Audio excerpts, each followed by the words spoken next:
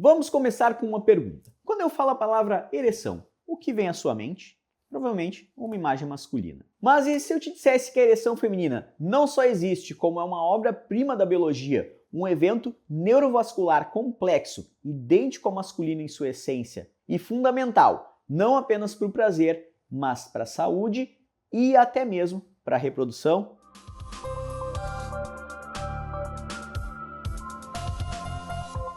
Olá, eu sou o Dr. Diego de Marco, ginecologista e obstetra. Seja muito bem-vindo ao canal Médico da Mulher, um espaço onde desvendamos os segredos do corpo feminino com ciência e sem tabus. Canal certificado pelo YouTube Health como fonte de informação e saúde aqui do Brasil. Hoje vamos falar sobre um dos tópicos mais fascinantes e inacreditavelmente mais negligenciados da saúde da mulher, a ereção feminina. Para você ter uma ideia do tamanho desse apagamento histórico, a anatomia completa do clitóris, com todas as suas partes internas, só foi totalmente mapeada e descrita pela ciência agora, no final dos anos 90, pela urologista australiana Ellen O'Connell. Vê se eu consigo uma imagem dela aqui para você. Sim, você ouviu direito.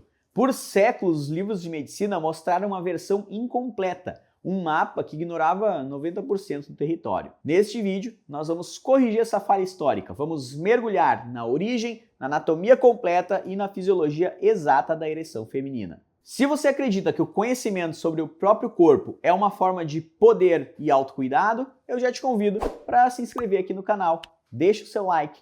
Vamos junto? Para entender a ereção feminina, precisamos voltar no tempo. Bem no tempo. Nas primeiras semanas de vida dentro do útero. Nesse estágio, todos os embriões, independentemente do sexo genético, possuem a mesma planta baixa para os órgãos genitais. E a partir de uma estrutura chamada tubérculo genital, a natureza constrói tanto o pênis quanto o clitóris. Elas são o que a biologia chama de estruturas homólogas, órgãos que têm a mesma origem embrionária, mas que se diferenciam para cumprir funções distintas. O que define o caminho que essa estrutura vai seguir é um sinal hormonal. A presença de andrógenos como a testosterona, o tubérculo se alonga e se desenvolve para formar um pênis. Na ausência desse estímulo, ele se desenvolve para formar um clitóris.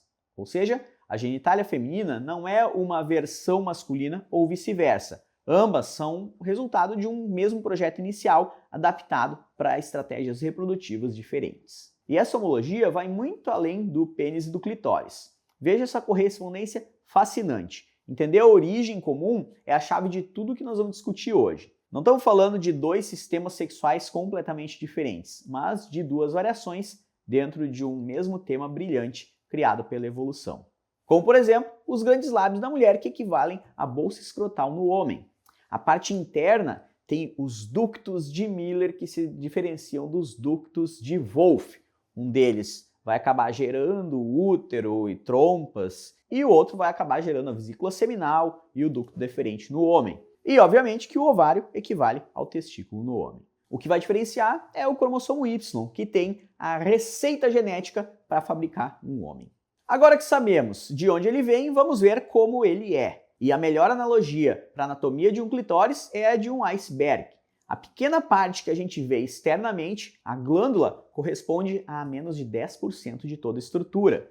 Os outros 90% estão sob a superfície, formando um órgão complexo e extenso, dedicado exclusivamente ao prazer. Vamos construir o clitóris parte por parte, começando pela glande, a única parte visível que é localizada na junção superior dos pequenos lábios. É a região mais sensível, com mais de 8.000 terminações nervosas, o que é, em média, o dobro do que existe na glande do pênis. Conectado à glande, temos o corpo do clitóris, que se estende para dentro. Ele é um tecido erétil, que se dobra em um joelho, abaixo da sínfise púbica. O osso da bacia, que muitas mulheres chamam de osso da perereca. Depois temos a região que divide em duas pernas, ou cruras, que se abrem como um V invertido. Elas são longas, podendo chegar a vários centímetros e se ancoram firmemente nos ossos da pelve. Elas são feitas do mesmo tecido erétil dos corpos cavernosos e são a base estrutural da ereção. Essa aqui é a parte mais incrível e menos conhecida. Abraçando a entrada da vagina, de cada lado temos os bulbos do vestíbulo. São duas massas de tecido erétil como duas esponjas alongadas, que também fazem parte do complexo clitoriano. Durante a excitação, eles se enchem de sangue, incham e, como veremos, desempenham um papel crucial tanto na sensação durante a penetração quanto na fertilidade. Para complementar, todo este complexo é sustentado pelo ligamento suspensor do clitóris, uma estrutura fibrosa que ancora ele na sínfise púbica, no osso da perereca, dando-lhe suporte e mobilidade. O que essa anatomia nos mostra? Que a ideia de uma separação rígida entre prazer clitoriano, que é o externo, e o prazer vaginal, que é o interno, é um mito baseado em conhecimento incompleto. A vagina e o clitóris não são vizinhos distantes. Na verdade, eles formam uma unidade funcional integrada, que alguns pesquisadores chamam de complexo clitório-uretro-vaginal. A pressão e o movimento dentro do canal vaginal inevitavelmente estimula as cruras e os bulbos vestibulares. O famoso e controverso ponto G nada mais é, muito provavelmente, do que essa estimulação do corpo interno do clitóris através da parede anterior da vagina. Não é um ponto mágico, é anatomia pura. O que se chama de orgasmo vaginal é, na verdade, sua essência, um orgasmo clitoriano interno, provocado pela estimulação dessas estruturas profundas. Agora que conhecemos a máquina, vamos entender como ela é ligada. A ereção feminina, assim como a masculina, é um evento neurovascular que pode ser iniciado por duas vias principais. Primeiro, a via psicogênica ou cerebral. Ela começa no cérebro, em pensamentos, fantasias, estímulos visuais ou auditivos ativam áreas cerebrais ligadas ao desejo, como o sistema límbico. Esses sinais descem pela medula espinhal e chegam aos nervos da região pélvica, iniciando o processo. Em segundo, a via reflexogênica ou tátil. Começa com um toque direto na genitália. A estimulação da glândula do clitóris e de outras áreas erógenas envia sinais através do nervo pudendo para a região sacral da medula, especificamente entre os níveis S2 e S4. A medula, então, responde com um reflexo que comanda a ereção, mesmo sem um comando direto do sexo. Na prática, claro, as duas vias quase sempre atuam juntas, uma potencializando a outra. Já perceberam que é a mesma ideia no homem e na mulher? Mas o que acontece no nível celular?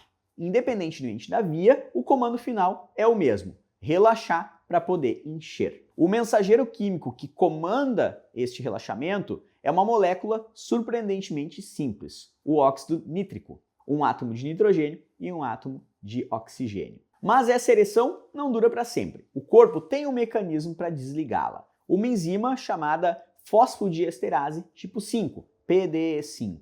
Ela tem função de degradar ou destruir o GMP cíclico. Quando a PDE5 age, o relaxamento acaba, os músculos se contraem e o sangue é drenado do tecido erétil. Por que essa enzima é tão importante? É porque exatamente aqui atuam os famosos medicamentos de disfunção erétil masculina, entre eles os inibidores da PDE5. E a grande revelação da ciência moderna é que o tecido feminino erétil, tanto no clitóris quanto na vagina, também é rico nesta mesma enzima. Isso significa que dificuldade de excitação em mulheres, muitas vezes tratadas apenas como um problema psicológico, podem ter uma base orgânica, vascular e neurológica, assim como nos homens. Podemos e devemos falar em disfunção erétil feminina. A base bioquímica é semelhante e a abordagem da saúde sexual feminina precisa reconhecer isso. Entender essa fisiologia é libertador. Se você sente que a sua resposta sexual não é como gostaria, se percebe uma diminuição na excitação ou na sensibilidade, saiba que podem haver causas físicas e tratamentos possíveis. Não é coisa da sua cabeça. Se você quiser conversar sobre isso e ter uma avaliação personalizada, o link para agendar uma consulta online comigo está aqui na descrição. Cuidar da saúde sexual é cuidar da saúde como um todo. Nós já estabelecemos que a ereção e o orgasmo são fontes de prazer intenso, mas a evolução raramente cria mecanismos tão complexos para uma única função. Pesquisas fascinantes sugerem que a ereção e o clímax feminino podem ter um papel ativo e direto em aumentar as chances de gravidez. Lembra dos bulbos vestibulares que abraçam a vagina? Quando eles se enchem de sangue durante a ereção, eles criam o que os pesquisadores Master e Johnson chamaram de plataforma orgásmica. Esse estreitamento do terço externo da vagina ajuda a segurar o sêmen no fundo do canal, mais perto do colo do útero depois da ejaculação. A parte mais intrigante vem com o orgasmo. Durante o clímax, o útero realiza uma série de contrações rítmicas. Dois biólogos, Robin Baker e Mark Bellis, em seus estudos sobre a competição espermática, propuseram uma hipótese conhecida como teoria da sucção, upsuck theory. Eles sugerem que essas contrações uterinas criam uma espécie de vácuo, uma pressão negativa que ativamente suga o sêmen do fundo da vagina para dentro do colo do útero, facilitando o transporte dos espermatozoides em direção ao óvulo. O orgasmo, portanto, deixaria de ser um evento passivo para se tornar um participante ativo na jornada da fertilização. Há algum tempo já se sabe que a mulher que tem orgasmo tem mais chance de engravidar do que aquela que não tem orgasmo. Essas contrações são potencializadas pela ocitocina, o hormônio do amor, da conexão, que é liberado em grandes quantidades quando o cérebro atinge o orgasmo. Ou seja, o mesmo hormônio que fortalece o vínculo emocional com o parceiro também está fisicamente ajudando a promover a concepção. Do ponto de vista evolutivo, faz todo sentido. O prazer e o vínculo emocional incentivam a relação sexual e o mecanismo do orgasmo otimiza o resultado reprodutivo desta relação. É a biologia funcionando em perfeita harmonia. Conhecer a fundo a nossa própria biologia é uma das ferramentas mais poderosas que podemos ter. Por muito tempo, a sexualidade feminina foi envolta em mistério e desinformação. Mas a ciência está finalmente preenchendo estas lacunas.